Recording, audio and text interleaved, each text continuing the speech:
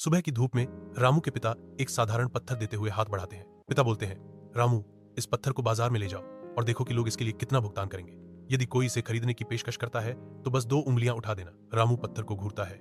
उसका भाव उत्सुकता और अनिश्चितता का मिश्रण है। रामू हलचल भरे बाजार में पहुंचता है। उसकी निगाहें एक अकेली बैठी बूढ़ी औरत पर टिक जाती हैं। रामू बूढ़ी औरत के पास जाता है और पूछता है कि पत्थर कितने का है और 2 उंगली दिखाता है। बूढ़ी औरत ऊपर देखती है और जवाब देती है, मैं तुम्हें इसके लिए 200 रुपए दूंगी। रामू उसकी पेशकश पर विचार करता है। बूढ़ी औरत धैर्यपूर्वक इंतजार करती है।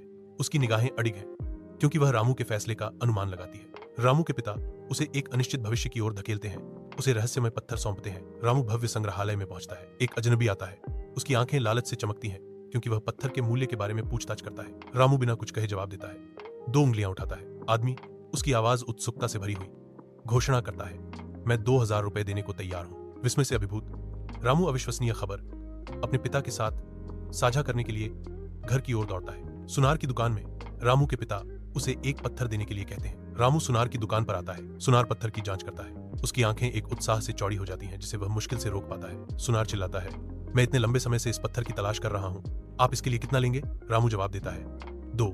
सुनार की उत्सुकता स्पष्ट है क्योंकि वह स्वीकार करता है, 2 लाख, मैं इसे देने के लिए तैयार हूं। रामू वापस अपने पिता के पास जाता है और सारी बात बताता है। तब रामू के पिता उसे एक सीख देते हैं और बताते हैं कि पत्थर की तरह व्यक्ति का मूल्य भी उसकी खुद की क्षमता पर और उससे काम लेने वाले पारखी व्यक्ति की क्षमता पर निर्भर करता है।